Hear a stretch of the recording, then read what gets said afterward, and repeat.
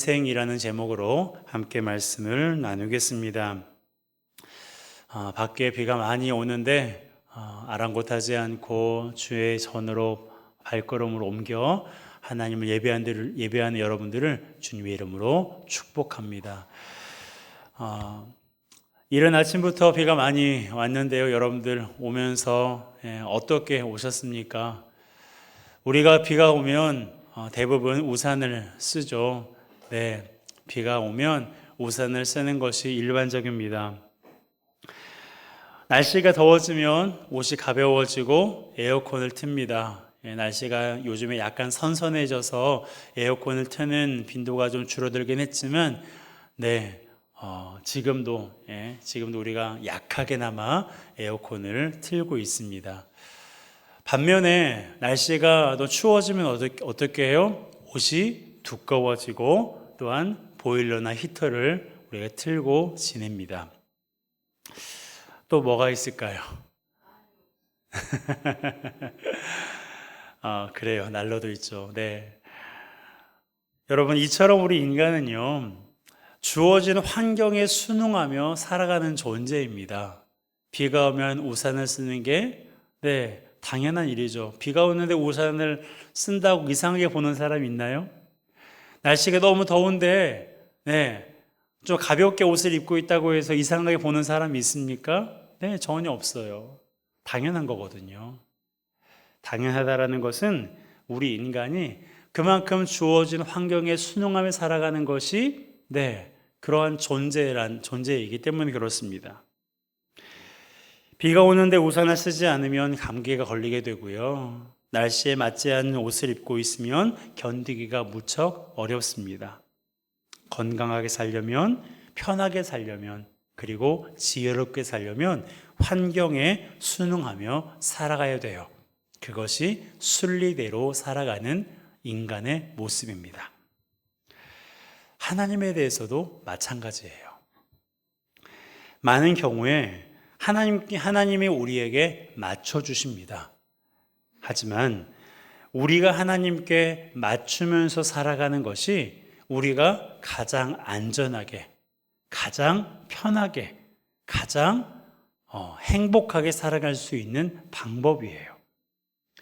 이것은요, 비가 올 때 우산을 쓰는 것과 날씨에 맞는 옷을 입는 것과 똑같은 이치입니다. 그럴 만한 이유가 있어요. 자, 그럴 만한 이유를 오늘 두 가지로 여러분과 함께 좀 나누고 싶은데요. 하나님께서 우리에게 맞추시기도 하지만 그것만 기대하기보다 우리가 하나님께 맞추며 살아가야 되는 그 이유, 왜 내가 하나님께 맞추면서 살아가야 되는가? 그리고 하나님께 맞추며 살아갈 때 왜 내 인생이 행복하고 왜 내 인생이 안전할 수 있는가? 그 말씀을 함께 여러분과 좀 나누고 싶습니다. 자, 첫 번째 이유는 하나님께서 자연을 주관하시듯 우리를 주관하시기 때문에 그렇습니다. 자, 7절이에요. 함께 읽습니다. 악인은 그의 길을, 불의한 자는 그의 생각을 버리고 여호와께로 돌아오라. 그리하면 그가 긍휼히 여기시리라. 우리 하나님께로 돌아오라. 그가 너그럽게 용서하시리라. 아멘. 이것은 이사야 선지자가 불의를 행하는 이스라엘 백성들에게 예언한 말씀입니다. 그가 이 말씀 가운데 두 번이나 강조하고 있는 게 있죠. 뭐예요? 하나님께 돌아오라 하는 겁니다. 그의 생각을 버리고 여호와께 돌아오라. 우리 하나님께로 돌아오라 라고 두 번이나 강조하며 그들에게 말했습니다. 그런데요, 하나님께 돌아오기 전에 해야 할 일이 있다고도 했어요. 그게 무엇입니까? 악인은 악한 길을 버리는 거예요. 불의한 자는 불의한 생각을 버리는 것입니다. 그러한 일들을 버려야 하나님께로 돌아올 수가 있는 거예요. 그리고 하나님께 돌아오면 하나님이 어떻게 해주세요? 너 왜 그동안 그렇게 살았니 하고 그렇게 야단치시는 것이 아니라 오늘 본문에 보니까 어때요? 그의 생각을 버리고 여호와께 돌아오면 그가 어떻게 하신다고요? 긍휼히 여기신대요. 불쌍히 여기신대요. 여기에서 한 가지 생각나는 이야기가 있죠. 돌아온 탕자 이야기입니다. 여러분, 말이 그렇지 아직 아버지가 돌아가시지도 않았는데 유산의 절반을 가지고 나아가서 다 탕진하고 돌아온 그 아들, 여러분, 아버지, 부모들은 다 그렇게 할 수 있을지 없을지는 모르겠어요. 그런데 그 이야기 속에 나와 있는 그 아버지의 그 사랑, 그 아버지의 그 마음이 누구의 마음이에요? 하나님의 마음이에요. 네, 여러분의 마음입니까? 네, 여러분의 마음이었으면 좋겠어요. 저의 마음이었으면 좋겠어요. 여러분, 아무런 야단도 채찍질도 하지 않으시고 그를 불쌍히 여겨 두 팔 벌려 안았던 그 아버지의 그 모습을 여러분 한번 생각해 보세요. 지금 하나님께서 이스라엘 백성들에게 그것을 말씀하고 계시는 거예요. 너희가 불의한 악의 길을 버리고 불의한 생각을 버리고 나에게 돌아오면 내가 너희들을 불쌍히 여길 거야. 내가 너희들을 너그럽게 너희들을 용서할 거야 라고 하나님께서 말씀하시는 거예요.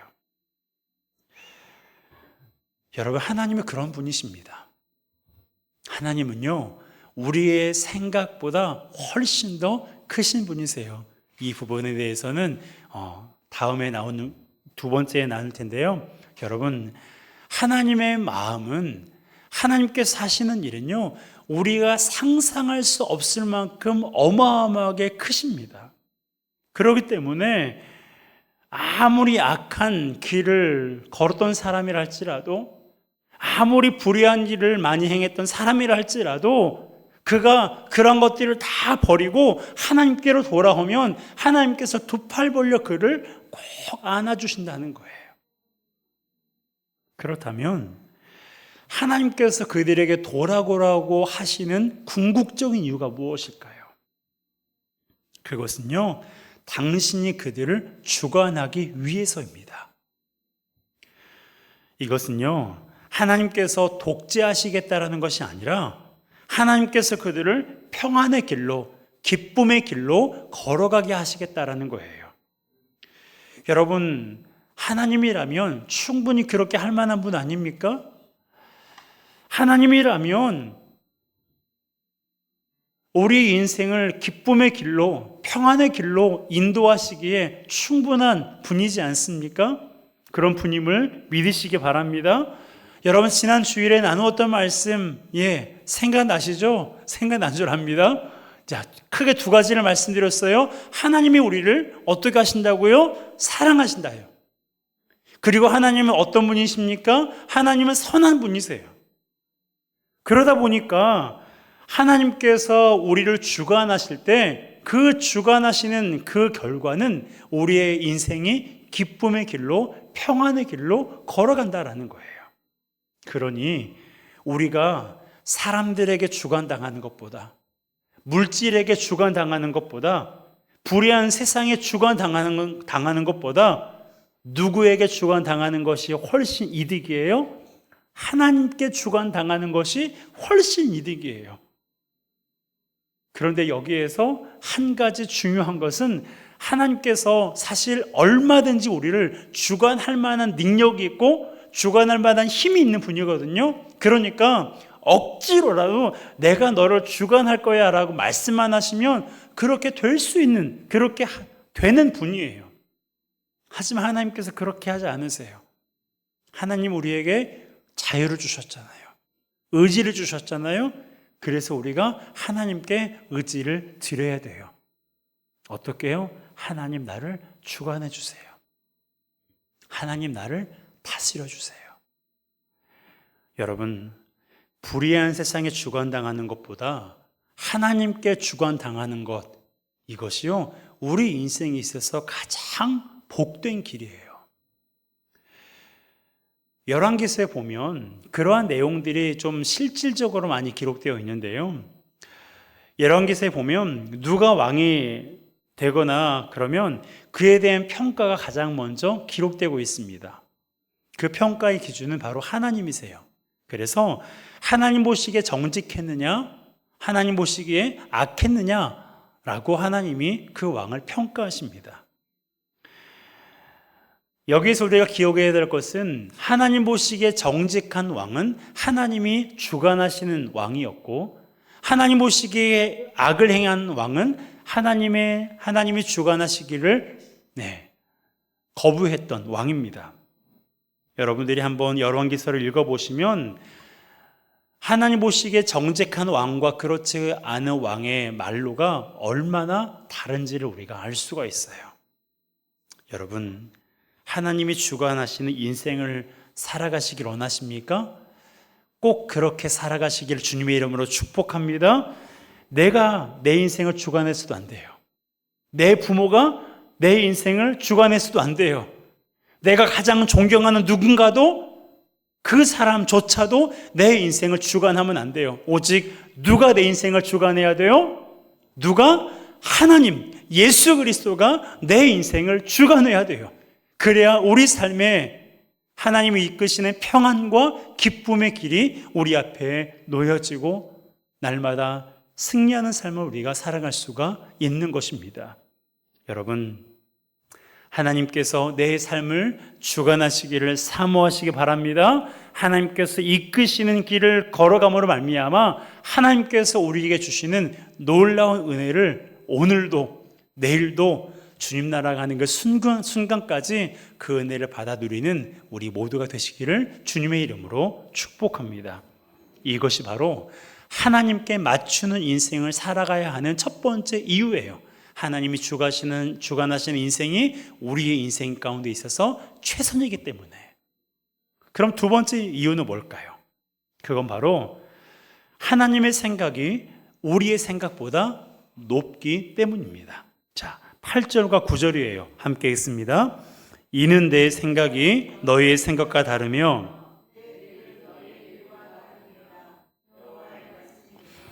이는 하늘이 땅보다 높음같이 내 길은 너희의 길보다 높으며 내 생각은 너희의 생각보다 높음이니라. 아멘.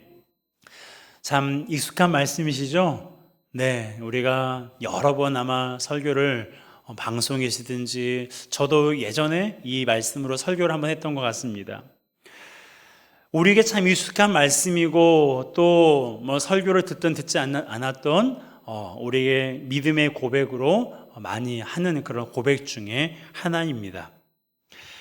여러분, 하나님의 생각과 우리의 생각이 다릅니다. 하나님의 길과 우리의 길이 다릅니다. 하나님의 길과 생각이 우리의 길과 생각보다 높습니다. 성경은 우리에게 이렇게 말하고 있습니다. 여러분, 이 말씀을 인정하십니까?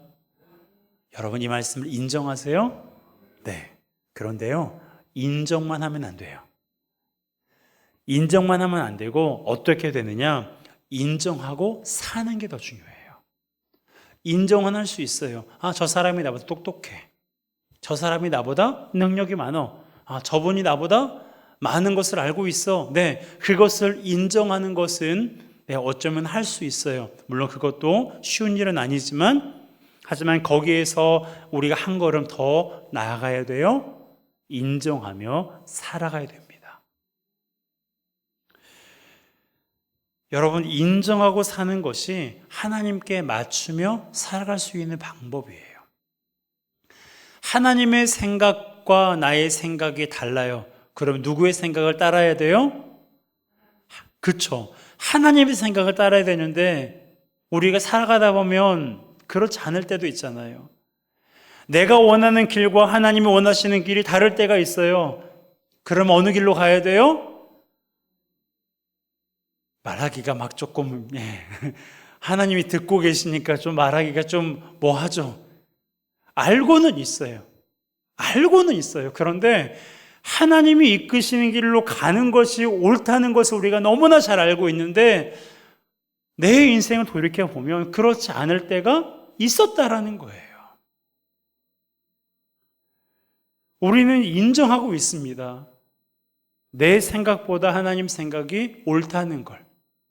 내 길보다 하나님이 이끄시는 길이 훨씬 더 유익하다는 걸 우리가 너무나 잘 알고 있어요.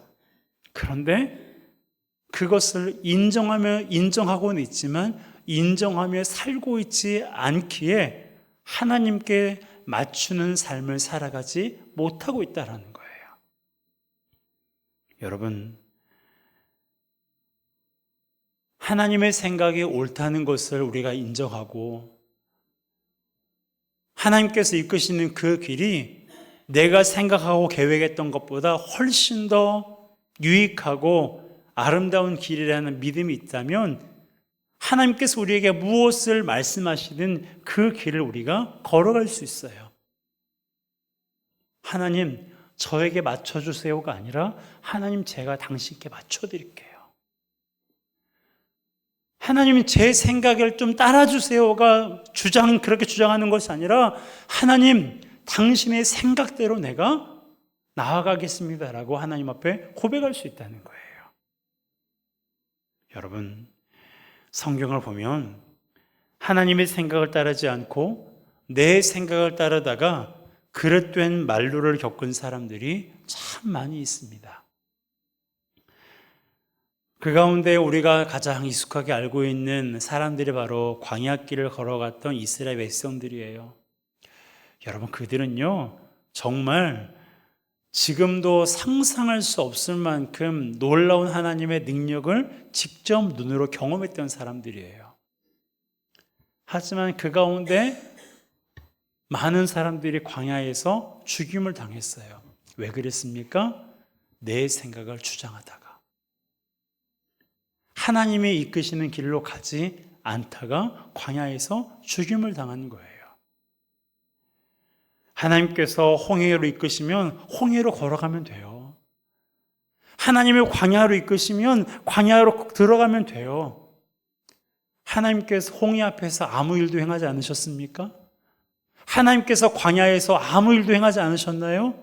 여러분, 말이 그렇지 40년 동안 광야에서 어떻게 살아갑니까? 저도 광야를 직접 제가 가본 적은 없지만 사람이 살 수 있는 곳이 아니잖아요.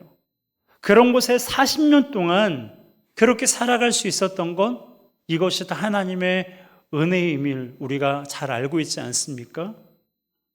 그들이 먹고 사는 문제, 옷을 입고 사는 문제, 또한 지금같이 신발이 튼튼하지도 않았을 텐데 40년 동안 그 신발이 닳지도 않았어요.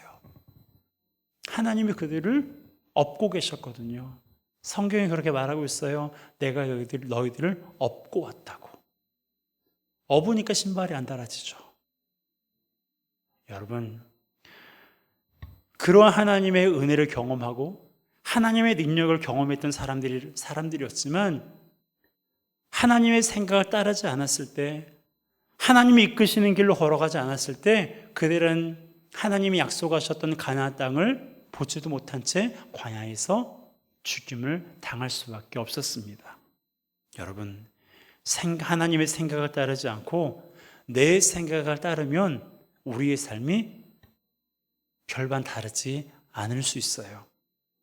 그러기에 하나님의 생각이 나의 생각보다 높다는 것을 인정하십니까? 인정할 뿐만 아니라 인정하며 살아가시기 바랍니다. 인정할 뿐만 아니라 인정하며 살아가는 우리 모두가 되었으면 좋겠어요.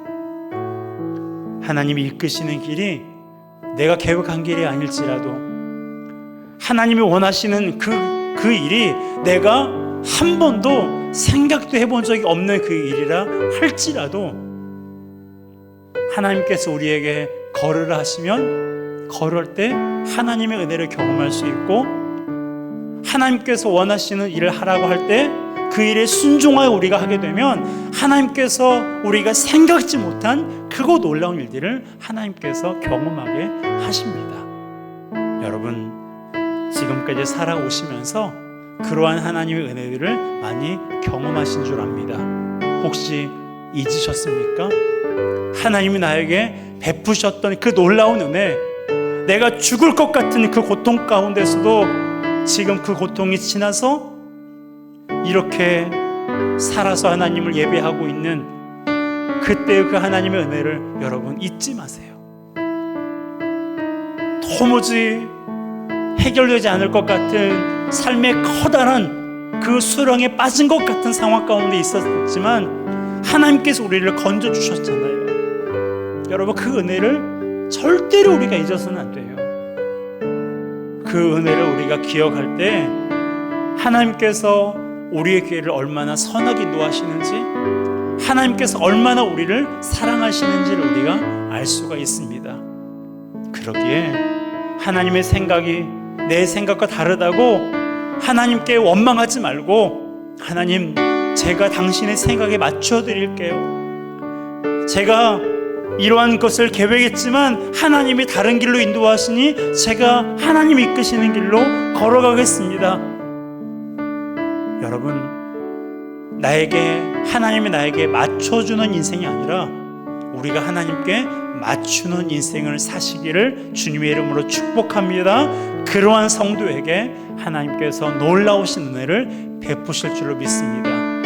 이 한 주간, 그리고 주님 나라 가는 그 순간까지 내가 어떻게 하면 주님께 잘 맞춰드릴 수 있을까? 그러길 위해서 늘 기도하고 말씀을 가까이 하고 주를 사랑하는 마음이 우리 가운데 있어야 됩니다. 그런 마음을 가지고 이 시간 함께 찬양하며 주님의 뜻대로 다 이루어 주시옵소서. 함께 믿음으로 찬양하고 함께 기도하겠습니다.